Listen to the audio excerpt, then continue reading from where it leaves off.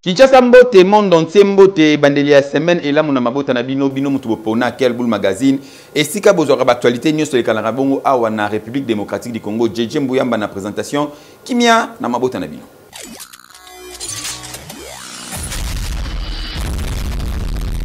Ba personnel administratif ya Assemblée nationale ba tombo ki lelo pour bazana barrière ya salaire ba sali chim vundu na nenga défoté bozo ba détail na reportage oyo.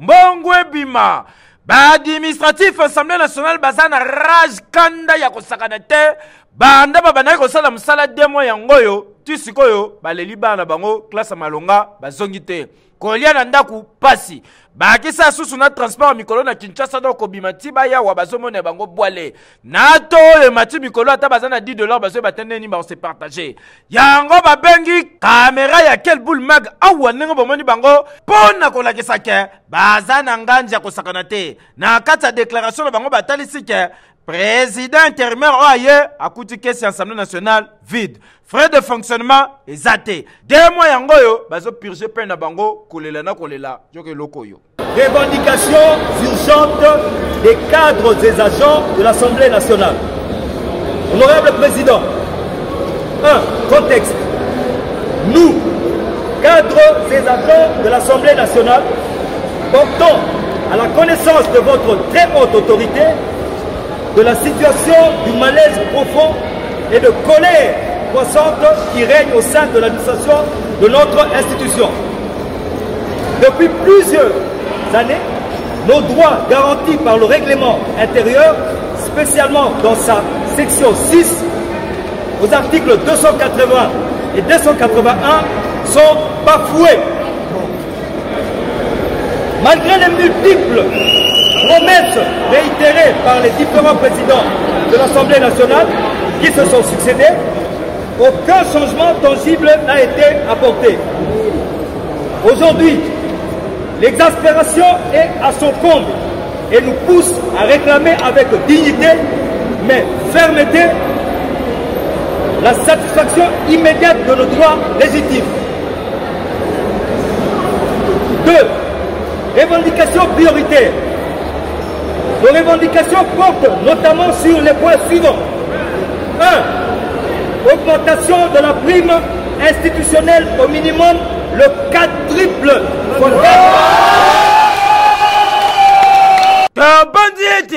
IGF après avoir koyoka ba déclaration oya ba administratif a remené banquette. Po et la normalité et nini. Martin Fayoulou a ici devant les étudiants que Félix Antoine Tshisekedi Tshilombo azali bongo monguna na yete bozo ba détail na reportage signé Evi Mavinga.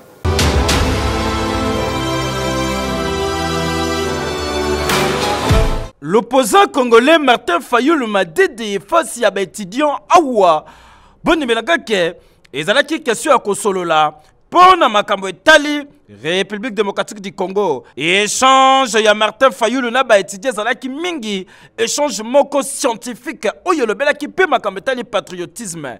Martin Fayoulou m'a dit a rappeler na ba étudiant lokola bazali bongo ba jeune congolais. Il faut ba yeba ke mboka oyo ezali na posa ya ba jeune. Na yango ba jeune ba koki jamais kozala ba spectateur ko tala ndenge mboka zali kokende. Il faut ba s'impliquer na situation oyo. Martin Fayoulou a insisté que respect à la constitution des alliés champ de bataille ya ko sambate. Surtout les seuls étali modification to changement ya constitution ndenge zali kolobama. Martin Fayoulou m'a dit a rappelé na ba étudiant na yebisaki déjà que Félix Antoine Tshisekedi Tshilombo soki kaka meki li solo changement ya constitution he wana ngai na population na nzela. Tu t'amuses et tu continues dans cette velléité maléfique de changer la constitution, tu les trouveras devant toi.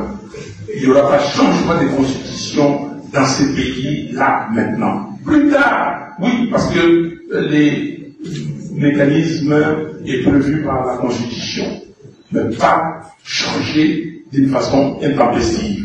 Martin Fayoulou m'a dit de rappeler les sources na étudiants que ye azali kobunda pona intérêt ya mboka. Les solo bakutana kina Félix Antoine Tshisekedi Tshilombo ezaki pona intérêt ya mboka. Soki pe lelo Joseph Kabila alongwe Goma, c'est possible bakutana ye basolola toujours pour l'intérêt ya mboka yoke lokoyo. Je considère Félix Tshisekedi comme mon ennemi.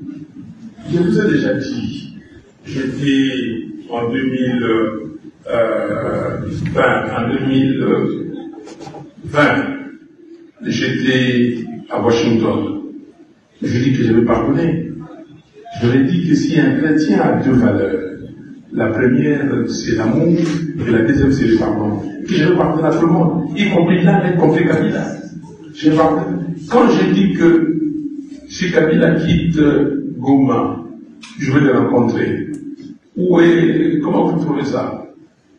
Donc il y a encore un problème de manque de constance.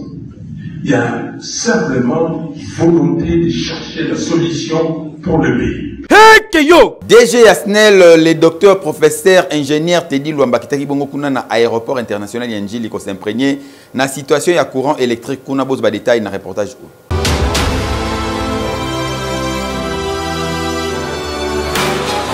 Tela tika babenga ye monsieur courant po azali ko jirese na ko silisa épaisseur ya molili oyo ezalaka bongo na quelques coins ya République démocratique du Congo. Yenani les professeurs docteur ingénieur Teddy Luamba aussitôt nommé lokola azalaka homme de terrain bondi melangai ke akitaki awa na aéroport international ya Njili pona koyeba ba cause oyo ezali kosala ke ba coupure salema pour non seulement ezali ko perturber misala awa kasi ezali pe ko poser problème ya sécurité sur place à sololi na ba technicien de bozali komona esika wapi a identifier bongo ba cause pe a promettre bango koyana transport oyo eza na capacité à likolo pour na kopale na problème oyo. L'état de nos installations, nous pouvons dire que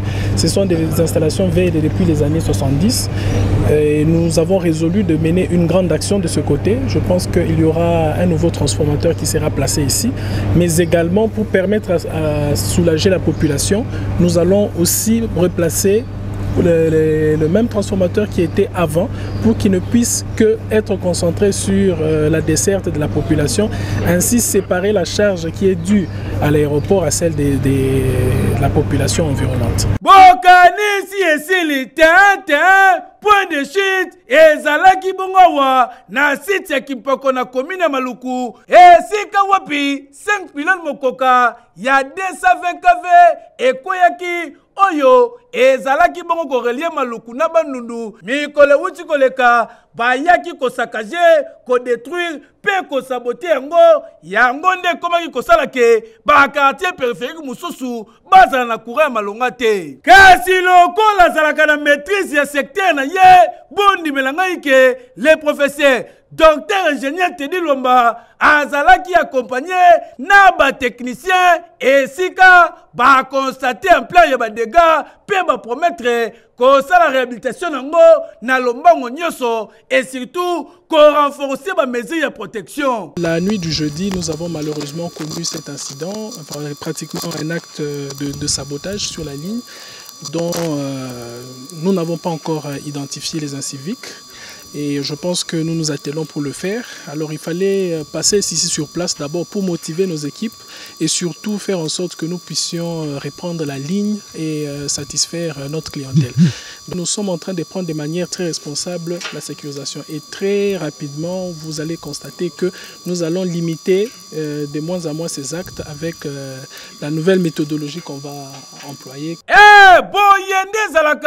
Les nouveaux DG Asnel, docteur, ingénieur, professeur Teddy Luamba, azali ko travailler na système ya lisu likolo lisu pona ko matérialiser vision mokonzi mboka Félix Antoine Tshisekedi Tshilombo. Idéologie le peuple d'abord, bozo luka yango wapi, yango yo ezali komonana mokonzi azalaka boye. Et normal Oui. Nako futa ba soldat kuna na front, nako futa bongo Barcelone pour na la visibilité à RDC na mayo na bango. Choix et salima kindenge nini pose ba détail une explication au ministre ya finance à sala ki lor ya passage na ye na émission ya Top Congo.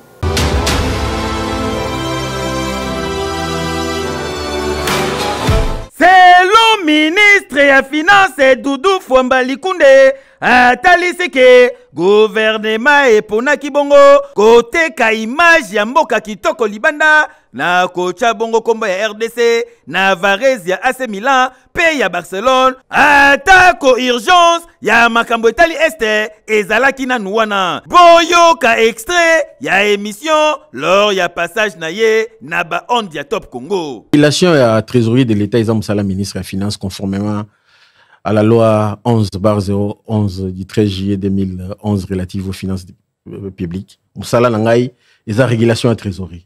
Donc on a 106 wana ba pesinga pouvoir ya rotala mbongo izawa ba soda na biso ba na front baza na munition ti. Na pesa soda na biso zo bundela ekolo na front mbongo to nazo mbongo wana to pesa AC Milan.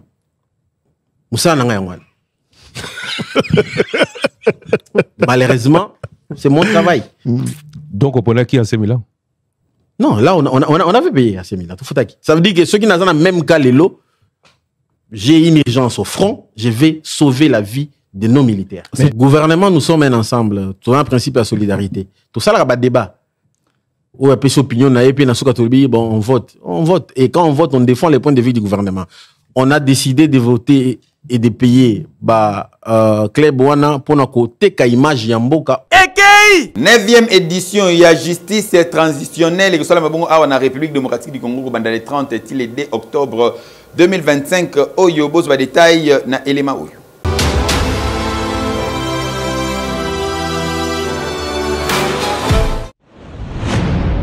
Sous les hauts patronages du président de la République, son Excellence Monsieur Félix-Antoine Tshisekedi Tshilombo, l'Union africaine, la Commission institutionnelle d'aide aux victimes et d'appui aux réformes, le ministère des droits humains et le Center for Study of Violence and Reconciliation, FONAREV, l'Union européenne et d'autres partenaires organisent la 9e édition du Forum africain sur la justice transitionnelle, sous le thème « L'état de la justice transitionnelle en Afrique, justice pour les Africains et les personnes d'ascendance africaine à travers les réparations ». Cet événement fera son ouverture le 30 septembre 2025 au Centre culturel de Kinshasa et les panels du 1er au 2 octobre 2025 à l'hôtel Hilton à Kinshasa.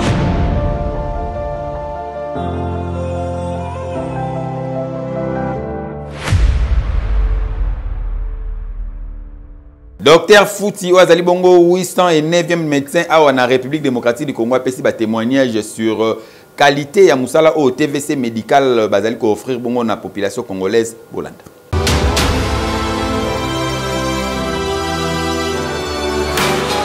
Na République démocratique du Congo ese yebana Nzambe ya mbasu na bapota nyonso oyo ezalaka incurable ezalaka bongo Dr Benjamin Tatete génie moko oyo Afrique centrale ezalaka na ye yango atie en place institution sanitaire moderne na République démocratique du Congo na kombo ya TVC médical ezali cadre oyo baswanyaka bambasu bapota ya diabète pe bapota ya ndenge na ndenge. Lors ya conférence oyo bazalaka bongo na Congo central na Kimpese esika couple Tatete bakutanaki bongo na 809e docteur ya République démocratique du Congo le docteur Fouti azalaki souffrant na pota moko eumela esilaka te mais tangu kaka basali prise en charge na ye na TVC médical epai ya docteur Benjamin Tatete na mama Violette lelo ba résultat emonani po après ka coopération po te esilaka te esili yoka communication oyo. Je suis le docteur Fouti venant de Tsanganor.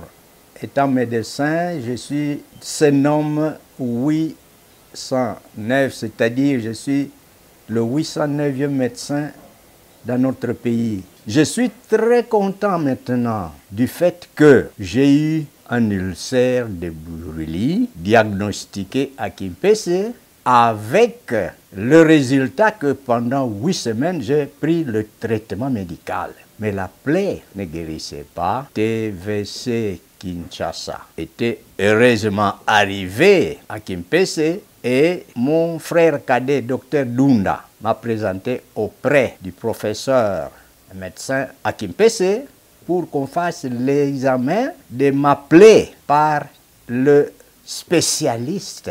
Et quand il a fait l'examen à Kimpese, il a dit qu'il fallait une opération spéciale. En tout cas, je suis arrivé, on m'a opéré et la plaie est guérie. Monsieur Abraham Yengo, coordonnateur ya TVC médical, Yepé Abakisi Boye. Azaki na problème ya pota na lokolo. C'est un patient âgé de 85 ans. Alors, toyambaki na TVC médical, to posé diagnostic na biso, to lobi ke aza na problème ya insuffisance veineuse. Biso TVC médical, to zwaki to meme na Kinshasa pour que to traiter le problème ya pota ana. Je crois que bomona ki na bilili ndenge pota esali évolution makasi et pota est cicatrisé et du coup toza maintenant appelé à libérer azonga Kimpese place tozwelaki.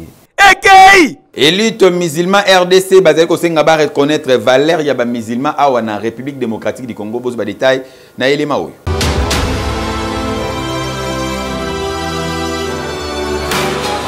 Bazali prêt pour travailler pour Namboka et surtout pour le développement de Yango, bondi melangaike, élite musulmane en RDC, EMC na Mokuse, Oyo, Ezali Bongo Kokumbama, et pas le président national de Yango, le professeur Abdallah Selemani, Basangana Kiawa, na mosquée Kuba, na commune Yanjili, chez Imam Mustafa Maïmona, et si Kawapi, Babanda ki Bongo ba consultation, pour na organiser na Lobango Nyoso, Assemblée générale na Bango, et si ka Bazali Kotalisa, disponibilité na Bango, Yako servi Mboka, et surtout, pour accompagner le chef de l'État, Félix Antoine Tshisekedi Tshilombo. Na Congo, comme si les musulmans bazalakate, les musulmans ya Chang, les lots, signé, lobby, et il faut organisation imminente, il y a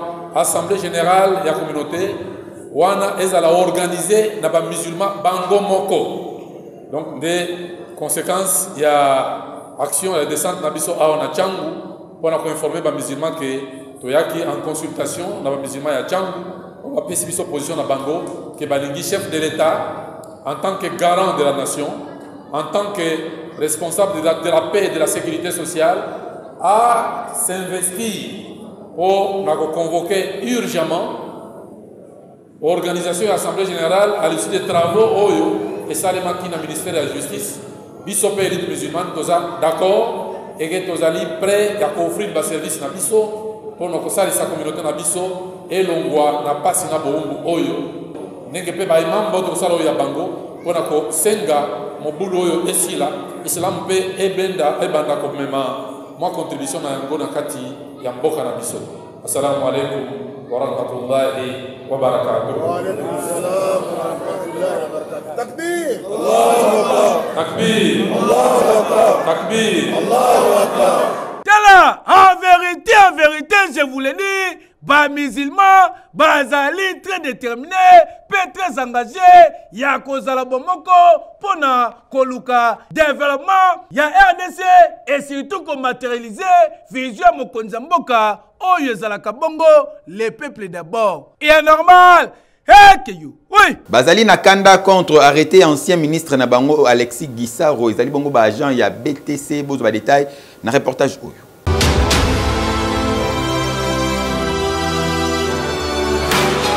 Bureau technique de contrôle, BTC en sigle, entreprise publique oyo ezalaka sous-tutelle ya ministère ya infrastructure et travaux publics. Mission na bango ezalaka ya kosala contrôle technique et financier ya ba travaux ya infrastructure, veut dire misala ya banzela, bâtiment na édifice public à travers ba expert na bango. P kosala contre-expertise selon article 3 ya ordonnance na bango. Kasi depuis avènement ya ministre Alexis Guizaro na tête ya ministère oyo, contrôle bakoma kopesa yango na ba bureau privé et ya lisusu pa ya BTCT, misusu kutu bakomande kosala contrôle mixte entre BTC na ba bureau privé oyo esalake bakitisa pourcentage na bango ya redevance ya contrôle selon arrêté ya ministre Guizaro daté na 2023.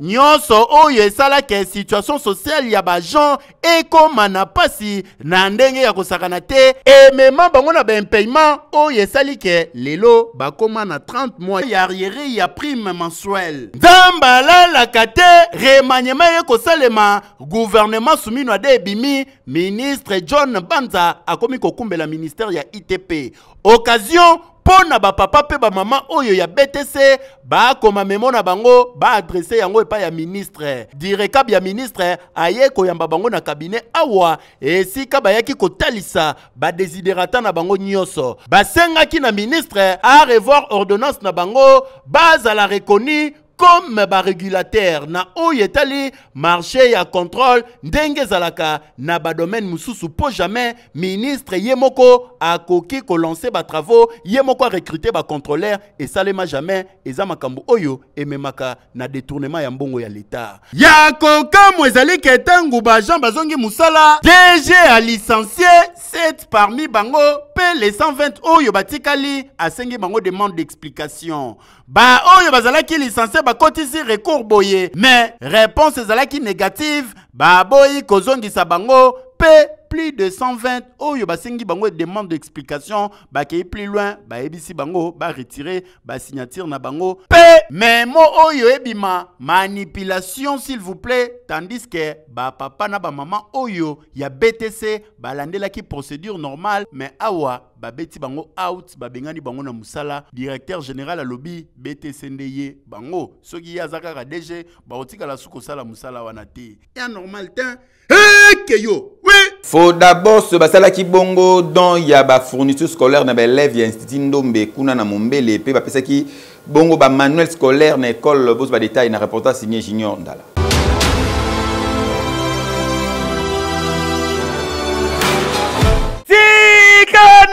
Bisabino, véritable investissement ezalaka bongo ko investir na kati ya jeunesse po bangonde bakotombola Congo ya lobby yango Monsieur Dodé Bolili Sasa responsable ya fondation Fodabos a comprena vision a yebongo ko appuyer gratuité ya mokonzi mboka Félix Antoine Tshisekedi Tshilombo po enseignement de base et koma ya ofele yango aye ko appuyer yango na biloko obozali komona tozali na institut Ngombe na EP3 PP7 awa na Mombele na commune ya Limete esika Monsieur Dodé Bolili Sasa aye kosunga jeunesse espoir ya lobby aye bongo na ba fourniture scolaire pour na kopesa ba élève kaka ndenge bozali komona composé na ba cahier ba stylo ba sac ba crayon pour na ko permettre na ba élève oyo ba tanga na ba condition ya kitoko bokanisi esili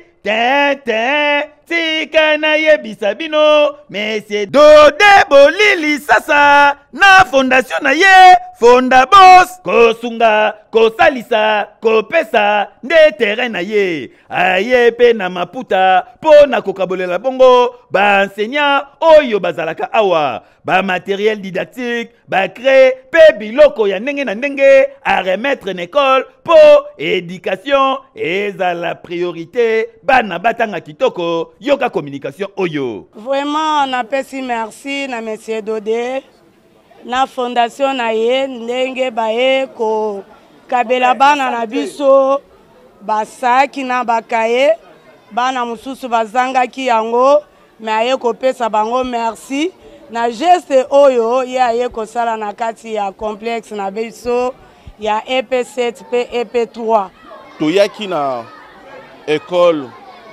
oyo EP7 EP3 pona kopesa na bana biloko oyo esengeli na bango kotangela tolobi teke ete bazangaki bazalaki na yango mais soki toyaki kobakisa na o bazalaki na yango ezali pona kopesa bango makasi ya kotanga lisusu pe ya kozwa ba ambition na bango kotia yango en premier plan elakisi teke tosuki na institut Ndombe to pe na EP7 EP3 toko progresser pe na ba école mususu oyo ezali na gratuité ya enseignement oyo mokonzi mboka atiaki ekei Hugues Bole a celle-ci bon point de presse ici qui a expliqué bon activité nion soit sali na République démocratique du Congo bos ba détail na reportage oyo.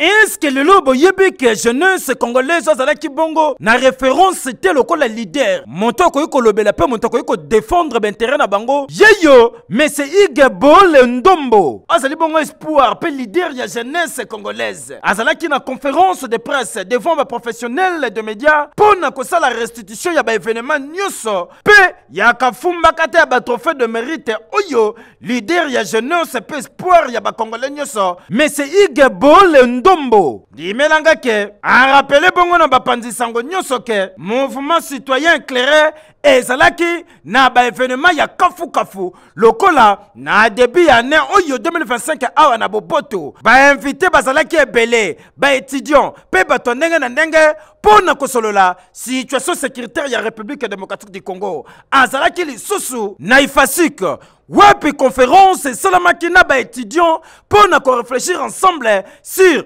ba question majeure au etali bongo République démocratique du Congo akendaki lisusu matadi pour na défendre toujours pe kolobela makambo etali mboka pe surtout makambo etali jeunesse kaka na même occasion oyo a profiter ki pour na expliquer voyage na ye na Inde oyo akendaki pamba te akendaki toujours pour intérêt ya jeunesse congolaise wepe pa ya memaki kafumba kata da projet agricole oyo kozala bongo na plus de 2500 coopératives pe bakisa likambo etali formation ya ba jeune oyo e kozala mingi basé surtout na makambo etali bilanga bakosa bino te mboka oyo efandisa agriculture ekufaka nzala te jeunesse azangaka misala te yango nde ezali komba ya leader ya jeunesse mese Hugues Bole Ndombo po kowuta na ye na Inde ndenge ayaki maboko pamba te bapesaki na trophée de mérite tioka communication biso toza na cadre social toza na bajeune toza na légitimité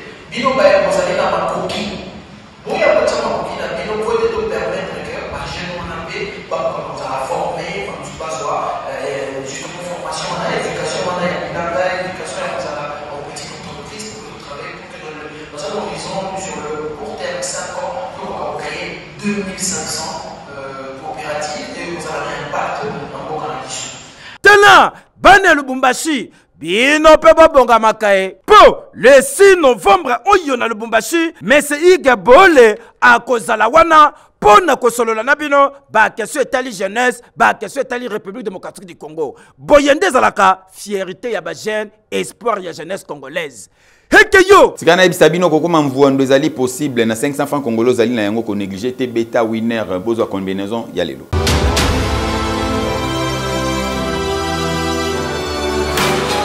Winner.bet présente Winner Loto Nini wana bozo beta Winner. Bonsoir à tous, vous êtes très nombreux devant vos télés en train de nous suivre. Vous avez bien raison de le faire, puisque c'est lundi 29 septembre 2025. Vous jouez pour un win 4 de 11 995 000 francs congolais, mais vous jouez aussi pour un win 4 double de 24 170 000 francs congolais. Vous devez choisir que 4 bons numéros sur votre ticket pour espérer gagner tout cet argent. Et bien si vous l'avez fait, alors bonne chance aussi pour la suite.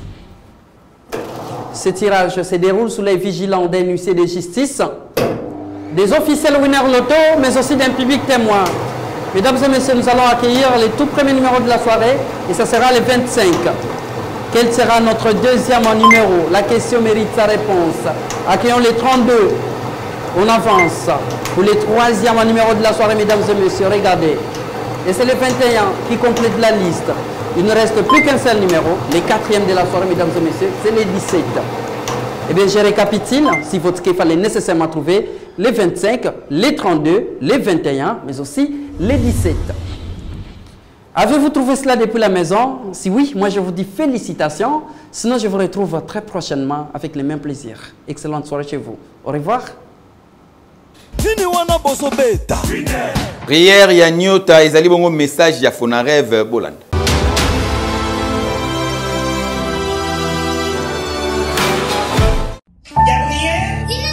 Le dîner est servi. Alors, comment était l'école aujourd'hui? Bien. On nous a dit d'écrire ce qu'on voudrait faire quand on va grandir. Et qu'est-ce que tu voudrais faire quand tu seras grandi?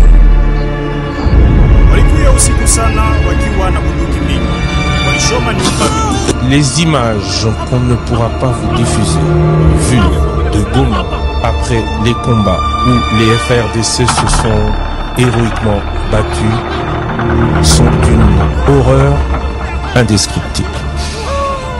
Les forces spéciales rwandaises sont intervenues et un peu plus tard dans la journée a été aperçu marchant dans la ville entouré des forces spéciales sans aucune gêne, un des leaders du Mouvement.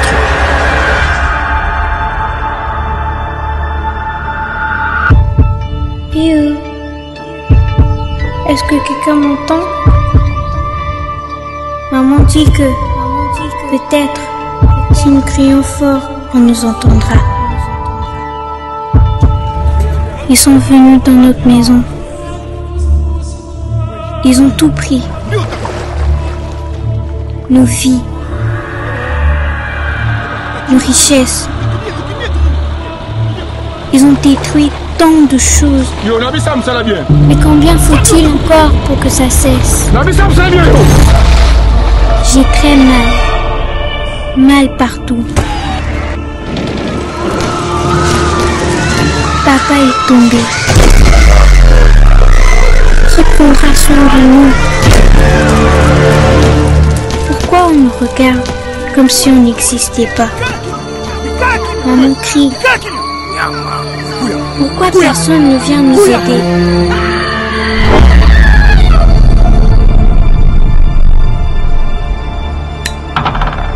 Moi, je voulais étudier. Soigner les gens. Comme ce qu'on voit à la télé.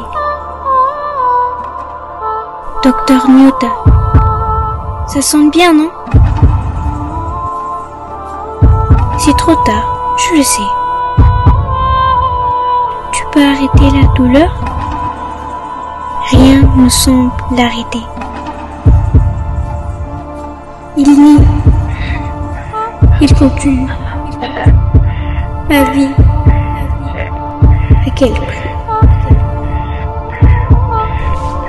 J'ai une dernière prière. Ne pas oublier. Ne jamais répéter. Et commencer à guérir.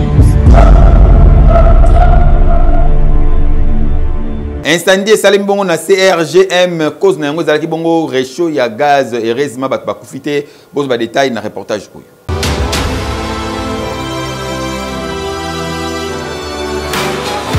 Moto yo moni ezopela boye okokanisa neti volcan ya Nyiragongo etomboki nzoka ezande restaurant epeli moto biloko nyonso na kati eziki esuki wana te ezikisi na biloko ba voisin pasi pe mawa esalami na après-midi ya lundi 29 septembre na kati ya bâtiment administratif ya CRGM oyo ezalaka bongo na croisement ya avenue de l'hôpital na avenue des Huileries na commune ya Gombe. Selon batémoin ya événement oyo batalisi ke réchaud à gaz nde eza à la base ya incendie oyo bozali komona ndenge kaka ezalaka moto abandaki kolamba na kati ya restaurant po na 12h tango bato bazwaka pause baya kolia kasi apelisi réchaud mabe epesi retour nde moto abandaki kolamba asundoli biloko ye moto akimi nzoka moto ya gaz epanzanaka makasi koleka ata moto ya essence ebandi kozwa biloko ezalaki pembeni etumbi en désordre kobana na restaurant ekoti na babiro ya pembeni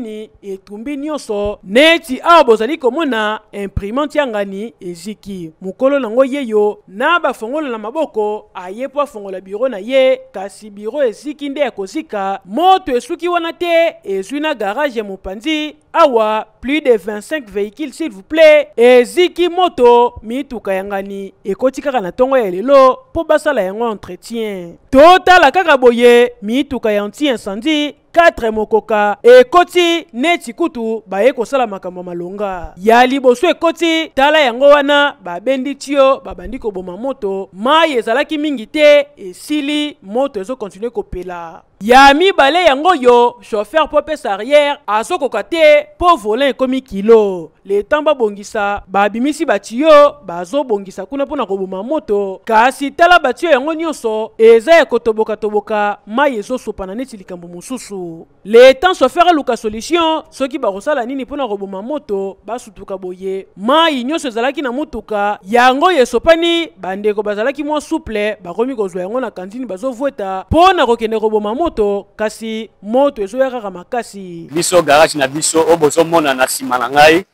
nde biloko na biso euti kopela moto nesandi euti osalema esalami na gaz bagaz Britann o bato bazosalela mikolo bato balambela bagaz Britann wana moto ebandaki na kati ya restaurant na gaz o bazolamba na bagaz alors tango moto ebandi mwana wana azaki na on appelle quoi eloko oyo batiaka moke wana mpona aboma moto abangi abwaki moto wana. En tout cas tango nyonso tobetaka se te soki oza na eloko oyo eza très dangereux okokoka kosalela te c'est mieux otika na place ocréer badégâts ya boye et normal te eki page rose tika to souhaiter joyeux anniversaire na pasteur Anissé Mboula na Royaume-Uni na Londres abotama mokola lelo balobi ezali cadeau signé madame naye Noëlla Eyonga joyeux anniversaire na yo pasteur Anissé.